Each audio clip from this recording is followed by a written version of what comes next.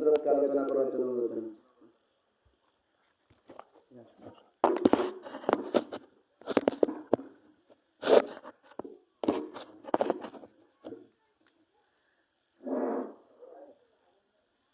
السلام عليكم ورحمة الله وبركاته.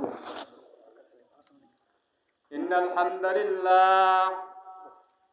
الحمد لله نحمده ونستعينه ونستغفره ونؤمن به ونتوكل عليه ونعوذ بالله من شرور أنفسنا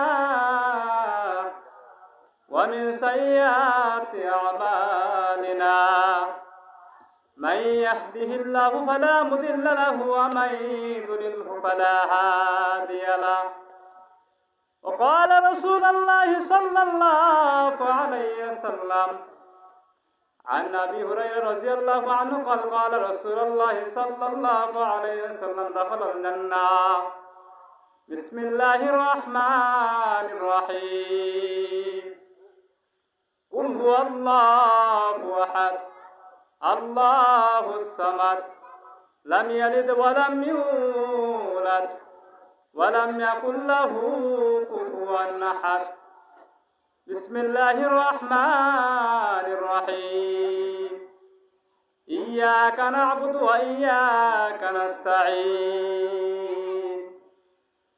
الحمد لله মহান রব্বে কারিমের দরবারে অসংখ্য অগণিত শুকরিয়া জ্ঞাপন করে ফেলেছি যে মহান রব্বুল আলামিন সত্তা আপনি আমাকে সুস্থ অবস্থায় রেখে 10 মাস 10 দিন সন্তানকে এখানে কথা শোনার জন্য আল্লাহ তাআলা আমাদেরকে আসার জন্য বসার জন্য আমাদেরকে সাহায্য করেছেন, এনায়েত করেছেন। আমরা সকলে দিক থেকে শুকরিয়া আদায় করছি আলহামদুলিল্লাহ। আজকে যে ইসালে সাদ দোয়া মাহফিলের আয়োজন করেছে এবং যারা কষ্ট করেছে আল্লাহ তাআলা তাদেরকে এবং কবুলিয়াতে সাহায্য পূরণ করে মদদ দান করেন, সকলে বলেন আমিন।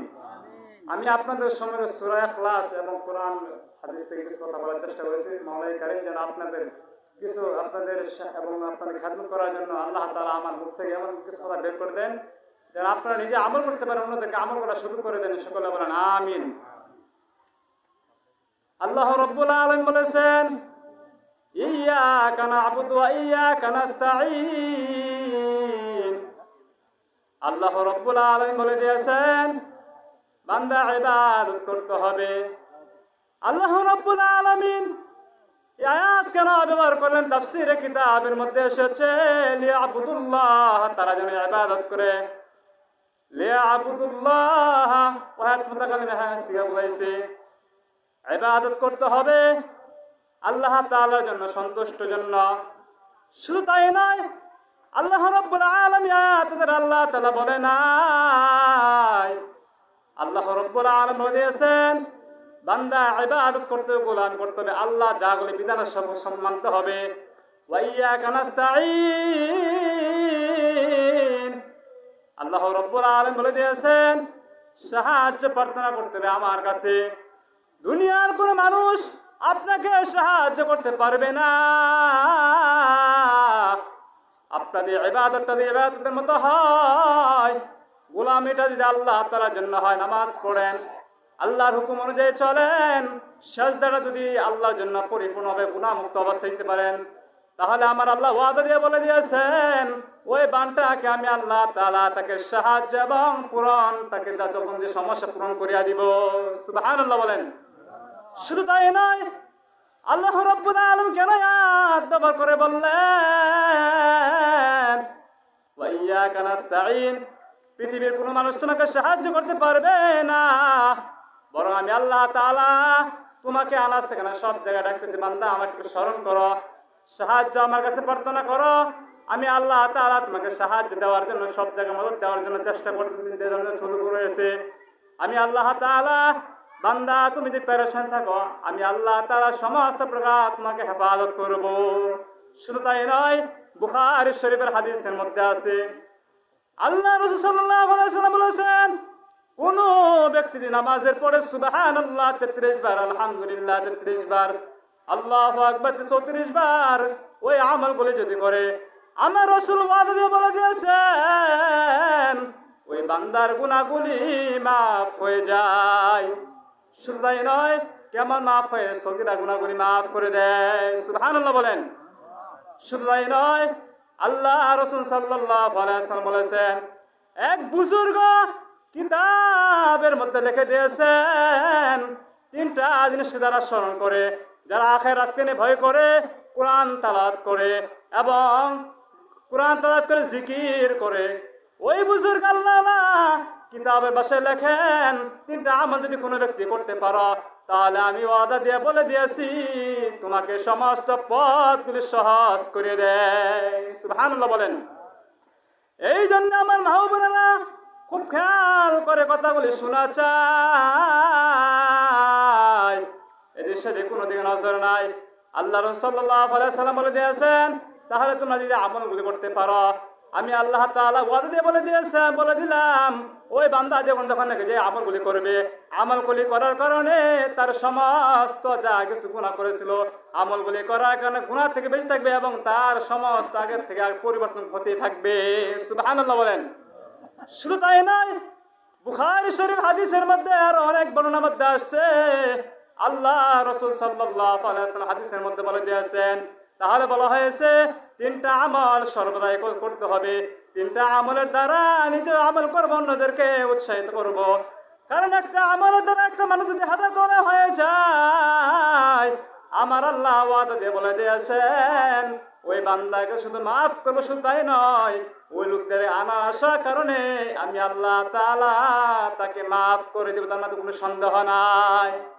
শুধু তাই নয়, এবারে হাদিসের মধ্যে পাওয়া যায়, রাসূলুল্লাহ সাল্লাল্লাহু আলাইহি ওয়াসাল্লাম হাদিসের মধ্যে বলেন, যদি কোনো ব্যক্তি সূরা ইখলাস 3 বার পাঠ করবে, ইযা মারিতু ফাহুয়া ইয়াশফি, আমার রাসূল ওয়াদা দিয়ে বলে দিয়েছেন তার সমস্ত রোগ থেকে শিফা দান করে।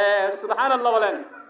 এইভাবে রাসূলুল্লাহ সাল্লাল্লাহু আলাইহি ওয়াসাল্লাম বলে দিয়েছেন, কুল হুয়াল্লাহু সূরাটা শুরুর মাঝে রোগ শিফা হয় না, ওয়া ইযা মারিতু ফাহুয়া ইয়াশফি, তুমি ভয়ঙ্কর কোন রাস্তা যদি কোন জায়গায় হাঁটো না কেন, ওই বলে আমল করার কারণে আমার রাসূল বলে দিয়েছেন, তুমি যদি পানি পড়া দেও এবং সূরা ফাতিহা ওইগুলো আমল করার কারণে রোগগুলি ভালো হয়ে যায়। এইভাবে ঘটনার মধ্যে আছে হযরতে বেলাল রাদিয়াল্লাহু আনহু, হযরতে বেলাল রাদিয়াল্লাহু আনহু তাকে এভাবে কষ্ট দেওয়া হয়েছে, পাথর মারা হয়েছে, নিক্ষেপ করা হয়েছে। এইভাবে কিতাবের ভাষায় বলা হয়েছে হযরতে বেলাল রাদিয়াল্লাহু তাআলা আনহু এইভাবে আবু জাহেল, আবু উতবা, সাইবা তাকে কষ্ট দেওয়া হয়। তারপর বলেছেন আহাদ আহাদ। হযরতে বেলাল রাদিয়াল্লাহু বলেন, আমাকে যদি কষ্ট দেওয়া হয়, এইভাবে কয়লার উপরে শোয়ানো হয়েছে। এইভাবে তারপরে চিৎকার করে বলেছেন আহাদ আহাদ, আমার আল্লাহ এক। এই জন্য সুতরাং কথা হলো আহাদ আহাদ আহাদ। হযরতে বেলাল রাদিয়াল্লাহু বলেন, আপনি টেনশন করিয়েন না, পেরেশানি করিয়েন না, আপনাকে যদি কষ্ট দেওয়া হয় ওই আঘাতে তারপরে বলে আহাদ আহাদ আহাদ, আল্লাহ এক। আমি প্রথম যে আয়াতটা বলেছিলাম, ইয়্যাকা না'বুদু ওয়া ইয়্যাকা নাস্তাঈন, তাহলে ইবাদত করতে হবে একমাত্র আল্লাহ তাআলার জন্য। ওয়া ইয়্যাকা নাস্তাঈন, একমাত্র সাহায্য প্রার্থনা করতে হবে আল্লাহ তাআলার কাছে। 2 নাম্বার পয়েন্টটা হলো আখিরাতকে ভয় করতে হবে। এক বুজুর্গ কিতাবের মধ্যে লিখে দিয়েছেন, 3টা জিনিস যখন যে ব্যক্তি স্মরণ করবে, জিকির করবে, কোরআন তালাওয়াত করবে, আমল করে জিকির করার কারণে ওই ব্যক্তির সমস্ত এবং জিকিরের দ্বারা তার গুনাহ তো মাফ হয়। আল্লাহ তাআলা ওইগুলি আমল করার কারণে তাকে পরিবর্তন করে দেয় এবং তার কথাগুলো স্পিড আর বেড়ে যায়। সুবহানাল্লাহ বলেন। 3 নম্বর যে পয়েন্ট হলো আল্লাহ রাব্বুল আলামিন বলে দিয়েছেন, ইয়া আইয়ুহাল্লাযীনা আমানুত্তাকুল্লাহা হাক্কা তুকাতিহি ওয়া লা তামুতুন্না ইল্লা ওয়া আনতুম মুসলিমুন।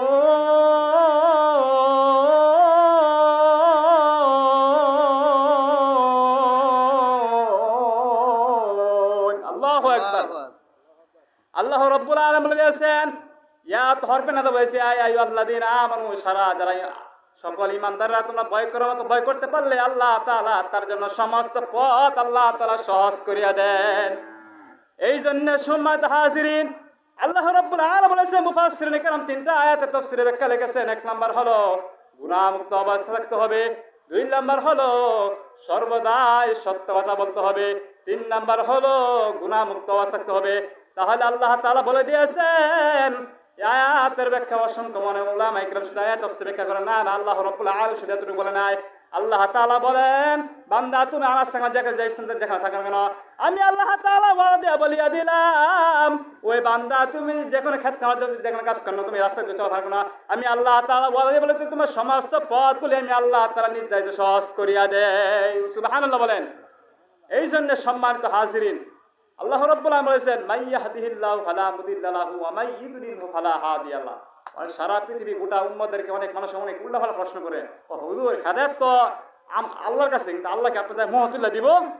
আপনি যে চেষ্টা করতে হবে, আপনি এখন খ্যাত করছেন, আপনি ফসল করছেন, সার মার অনেক কিছু দিলে তারপরে আছে আশা করা যে আপনাকে এগুলি পরিশ্রম করার পরে আছে আপনি ফল পাইবেন, না তাছাড়া ফেলবেন। যেমন আপনাদেরকে আমি সংখ্যা একটা উদাহরণ দেই, আপনার ঘর যদি আপনার প্রতিদিন পরিষ্কার করা হয়, হাত তাল মতরে ঘর ময়লা হবে? কখনো ময়লা হবে না। আর আপনি ঘর যদি পরিষ্কার না করেন, এটা ময়লা হতে হতে নষ্ট হয়ে যায়। অর্থাৎ মুখ্য কথা হলো, যেটা পরিষ্কার প্রতিদিন আপনার কাজ করেন, ওই শরীর কিন্তু কাজ করলে কি করলে ভালো লাগে। আর 2 নম্বর বিষয়টা হলো, কাজ যখন না করা হয় তখন শরীর দুর্বল হয়ে যায়, তখন এটা বোঝাইছে মনের দুর্বলতা।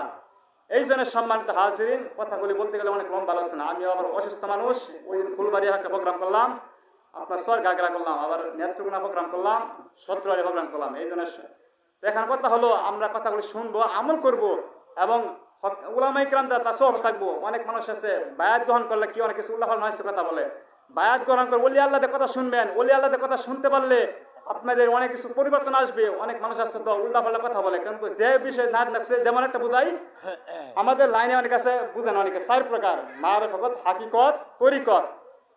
4 প্রকার জিনিস। মারিফত অর্থ কি? এখানে প্রশ্ন থাকার বিষয়। মারিফত অর্থ হইল আল্লাহ যে চিনা জানা পরিচয় লাভ করা, যে যেটা হাসিল করছে এগুলি কি করা, অর্জন করা, মানুষ কি যেগুলি মানুষের জানছে এবং মানুষের পৌঁছাইছে। 2 নম্বর বিষয়টা হাকিকত। হাকিকত মানে হচ্ছে বাস্তবিক, আমরা যেগুলো অনেকে স্বপ্নে দেখি, বিভিন্ন কিছু দেখি এবং কথাগুলি শুনি এবং আমাদের পরিবর্তন হয়ে যায়, এটার নাম হচ্ছে হাকিকত। 3 নম্বর হলো তরিকত। তরিকত লাইনে যে বিশ্বাসরা যখন যে আমল দিবেন, যে কাজ বলবেন এবং হক্কানি পীরের দ্বারা কথা শুনলে, এটাই বলে তরিকা লাইনে যে আমল দিবেন, কথাগুলি শুনলে, আগে হয়তো আমি বেনামে ছিলাম, কথাগুলি শোনার কারণে আমার পরিবর্তন হয়ে গেছে, বলেন ঠিক কিনা? 4 নম্বর যে বিষয়টা হলো, আমরা এই যে মাহফিলে আসছি কথা শোনার জন্য, একটা কথা দ্বারা যে আপনি আমার হেদায়েত আইসা পড়ে আল্লাহ পাক কারো সিলাতে কাকে মাফ করে দেয়, তার মধ্যে কোনো ঠিক নাই, বলেন ঠিক কিনা? এই জন্য এক বুজুর্গ লিখছেন যে, ইন্নাল্লাহা ওয়াল ফাহশা ওয়াল মুনকারি ওয়াল বাগ। ওই বুজুর্গ তার আগে আলোচনা করেছেন 5 প্রকার গুনাহ আছে। 1 নম্বর হলো নফসে আম্মারা, 2 নম্বর হলো নফসে লাওয়ামারা, 3 নম্বর হলো নফসে মুতামান্নাইন, 4 নম্বর হলো রাজিয়া, 5 নম্বর হলো মারজিয়া। কিতাবের ভাষায় লেখা আছে, মুফতি সাইদ আহমদ কিতাব লিখেছেন, ওই আল্লাহওয়ালা বুজুর্গ বলেছেন, পীরে কামেল লিখেছেন, তুমি যদি, আমি অনেকে এইগুলো আলোচনা করতে যাবেন, সময়ের প্রয়োজন। ওই আল্লাহওয়ালা বুজুর্গ বলেছেন, তুমি যদি গুনাহকে বাঁচতে চাও, তখন 2টা কাজ তোমাকে দুর্বল বানিয়ে ফেলে। কয়টা কাজ? আওয়াজ করে বলেন, কয়টা কাজ? 2টা কাজ।